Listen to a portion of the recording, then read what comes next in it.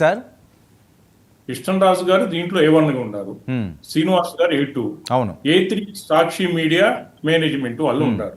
This is the మనకు కనిపిస్తున్న FIR లో అంశాలు. కృష్ణరాజు గారి పరిస్థితి ఏముంది? కృష్ణరాజు గారే ఫుల్ ఫెడ్జ్డ్ గా ఆయన ఒక డిజైన్, ఇదంతా కూడా ఏంటంటే స్పష్టంగా కోర్టు వారు ఆ అంశంలో ఒకటి అడిగారు.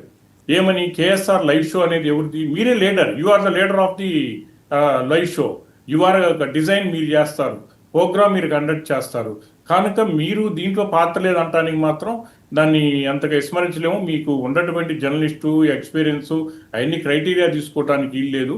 ఆ ఒక్క రోజు జరిగిన ఇన్సిడెంటే మేము క్రైటీరియా తీసుకోవడానికి అవకాశం ఉంది. కనుక దీని ప్రకారంగా మీ రోల్ ఉందని చెప్పేసి భావించి కోర్టు వారు అతను రిమాండ్ చేయడం జరిగింది. దీనితో కంపేర్ చేసుకుంటే కృష్ణరాజు గారిది, అసలు కృష్ణరాజు గారి వ్యాఖ్యానాలు చేయటం ఆయన ద్వారా చేపించారు. సాక్షి మీడియా రోల్ ఉంది. సాక్షి మీడియాకు సంబంధించినటువంటి వాళ్ళు ఈ రోజు కాదు, 2014 నుంచి ఈ 11 సంవత్సరాల వరకు వాళ్ళు అనేక అంశాల్లో, మీరు గతంలో కూడా చూడండి, అమరావతి ఉద్యమం జరిగేటప్పుడు కూడా శ్మశానమని వ్యాఖ్యానాలు చేశారు. 2 అమరావతి మహిళా తలని వాళ్ళను టార్గెట్ చేసుకుంటూ ఏం చెప్పారు?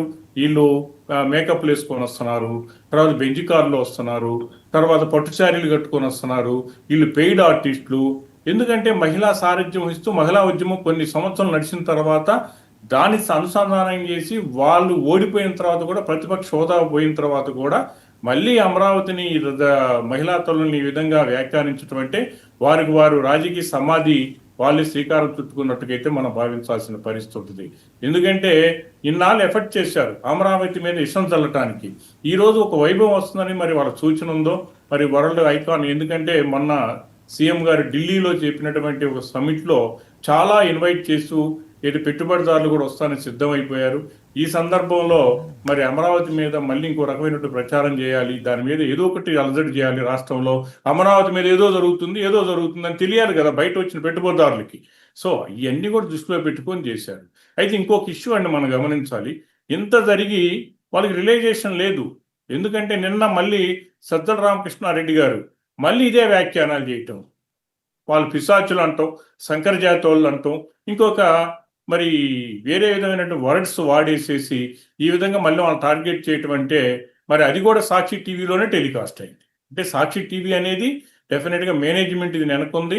దీనికి పొలిటికల్ మోటివ్ చివరికి అల్టిమేట్గా వైసీపీ కలిగించాలని, పొలిటికల్ లబ్ధి చేయించాలని చెప్పేసి, లేదా మరి చిత్తుగా ఓడించారు కనుక వైసీపీని దాన్ని దృష్టిలో పెట్టుకుని ప్రజల మీద కక్ష కట్టారా, అమరావతి అంశం మీద మనం ఓడిపోయాని వాళ్ళు భావించుకున్నారా, ఇవన్నీ కూడా ఆలోచించినప్పుడు అమరావతి అనేది వాళ్ళకి ఒక రెప్యుటేషన్ని, ఇమేజ్ ఉన్నటువంటి దాన్ని టర్నిష్ చేయాలని చెప్పేసి ఉద్దేశంతో ఈ విధంగా చేస్తారని అయితే మనం పూర్తిగా భావించాల్సిన పరిస్థితి.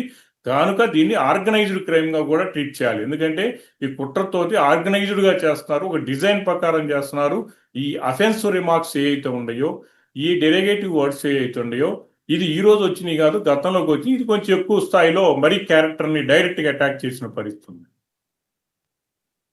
కృష్ణరాజు గారు దీని మీద కూడా ఏమన్నా కోర్టులో ఏమైనా ఈ అంశాల మీద కూడా వచ్చిందా? ఏమన్నా ఎక్కడ ఏంటి అన్నదాన్ని, దాని గురించి ఏమైనా ప్రస్తావించారా? మీకు అసలైన విషయం ఏం చెప్పనంటే, మీకు పూర్తి స్థాయిలో వాళ్ళ ఆర్గ్యుమెంట్ అంత ఏంటంటే, ఆయన అన్నాడు కృష్ణరాజు గారు అన్నమాట తప్పే, కృష్ణరాజు గారు అనేక వాక్యాలు చేశారు, కేమో నిరోధించాం అంటే వాళ్ళంతటి వాళ్ళే కృష్ణరాజు గురించి మొత్తం కోర్టుకి విన్నవించేశారు. ఏమన్నా ఎన్ని తప్పులు చేశాడు, ఆయన ఏమేమి వ్యాఖ్యానాలు చేశాడు, ఆయన వర్డ్స్ తో వినిపించడం జరిగింది. ఆయన వర్డ్స్ తోటి, ఎందుకంటే ఒక వ్యాఖ్యానం చేశారు, అమరావతి సంబంధించిన పేరు గలటువంటి దేవతలు అమరావతిలో ఉంటారు, ఇక్కడికి వచ్చేసరికి ఆ దేవతలు ఉన్న రాజధాని ఇక్కడ ఉండాలని మనం భావించడం తప్పు అని కంటిన్యూ చేస్తూ ఈ వర్డ్స్ అన్ని ఎవరు వాడారయా అంటే కృష్ణరాజు గారు. కృష్ణరాజు గారు మాట్లాడి తప్పే, కృష్ణరాజు గారు వేసేలు అన్న మాట కూడా కరెక్టే, కానీ మేము నిరోధించాం అంటే అక్కడ ఏంది A1 పూర్తి స్థాయిలో ఇరికించారు ఆ రోజు బయటపడతానికి. వాళ్ళు ఇప్పుడు నిన్న వాళ్ళు ఎంత ప్రయత్నం చేశారంటే, కృష్ణరాజు తప్పు చేశాడు, మేము చేయలేదు, సాక్షి తప్పు చేయలేదు, కృష్ణరాజు తప్పు చేశాడు. కృష్ణరాజు ఎలాగైపోయినా పర్వాలేదు, వాళ్ళు షోలో కూర్చుండి మొత్తం వీళ్ళు సేఫ్గా ఉండాలి, ఆయన పూర్తిగా ముంచేశారంటారా? చెప్పేశారు, కోర్టులో కన్ఫ్యూజ్ చేశారు అంటే దట్ మీన్స్ అప్రూవల్ అయ్యారు. ఆ ముందే జరిగింది, మమ్మల్ని సాక్షిగా తీసుకోమని ఒక రకంగా మాట్లాడారు, మేము సాక్ష్యం చెబుతాం కావాలంటే అన్నట్టుగా. ఓకే, అది సార్ మరి ఆయన పరిస్థితి ఏంటండి ఇప్పుడు? కృష్ణరాజు గారి మీద ఎలాంటి సెక్షన్ నుండి ఛాన్స్ ఉంటుంది? కృష్ణరాజు మీద కూడా సేమ్ సెక్షన్ ఆఫ్ లా ఉంటుంది. సో ఎస్ఏఎస్టీ యాక్ట్ అనే దాని మీద కొంత అది కోర్టు వారు కొంత పరిశీలనలో ఉంది కనుక ఎక్స్ప్లెనేషన్ అడిగారు కనుక ఎక్స్ప్లెయిన్ ఇచ్చిన తర్వాత నేను సాటిస్ఫై అయితే లేదు మా పరంగా అంటే ఇన్వెస్టిగేషన్ ఆఫీసర్ పరంగా కూడా ఎస్ఏఎస్టీ యాక్ట్ అట్రాక్ట్ అవడానికి పర్టికులర్ గా 310(1) కింద పెట్టినది అయితే మెంబర్స్ ఆఫ్ ది ఎస్టీ అంటే ఆ ఏరియాలో ఎస్సీలు కూడా ఎక్కువ కాలంలో ఎక్కువ ఉన్నారు కనుక వాళ్ళకు కూడా ఆటోమేటిక్ గా ఒత్తిచ్చిద్ది అనే భావన అంటే మహిళల్లో కూడా వాళ్ళు ఒక భాగస్వాములైన ఉన్నారు కనుక దాంట్లో ఎస్సీలు కూడా ఉన్నారు కనుక ఆ విధంగా ఒత్తిచ్చిద్ది అని చెప్పేసి మరి ఇన్వెస్టిగేషన్ ఆఫీసర్ గారికి చెప్పటము కంప్లైనెంట్ కూడా ఎస్ఏఎస్టీ అవ్వటం ఉండటము ఇవన్నీ కూడా ఎక్స్ప్లెనేషన్ రూపంలో రేపు ఇచ్చినప్పుడు కోర్టు సాటిస్ఫై అయితే ఓకే కంటిన్యూ చేయమంటుంది లేదా డిలీట్ చేయండి. సార్ కృష్ణరాజు గారు ఇప్పుడు ఎట్టి పరిస్థితుల్లోని కూడా బయటికి రావాల్సిన అవసరం ఉందా, లేకపోతే ముందస్తుగా ఏమైనా బెయిల్ తీసుకునే ఛాన్స్ ఉన్నదా? ఎందుకని ఆయన అజ్ఞాతంలోకి వెళ్లాల్సి వచ్చింది? మీకు తెలుసు కదా, తప్పు చేసినోడు 100% తప్పు చేసినోడు దొరికితే అరెస్ట్ చేస్తారు. మరి దానికి ఏం చేయాలి ఆయన? అంటే ముందస్తుగా ఏమన్నా వెయిట్ చేసుకుంటాడు, అది వస్తుందా రాదా అనేది కోర్టు విల్ డిస్కషన్. ఇప్పుడు కోర్టు వాదన నేనైతే ఇలాంటి కేసుల్లో నాకు కలిసి యాంటిసిపేటరీ బెయిల్ రావటం అనేది ఎందుకంటే ఇది పబ్లిక్ డొమైన్ ను పబ్లిక్ అట్రాక్ట్ చేస్తూ టార్గెట్ చేస్తూ ఇచ్చినటువంటి ఇంటెన్షన్ డిజైన్ అనేది క్లియర్ గా కట్టుగా అనిపిస్తుంది. ఆయన మాలిషియస్ ఇంటెన్షన్ ఈవిల్ డిజైన్ ఒకటి అనేది చాలా ఇబ్బంది.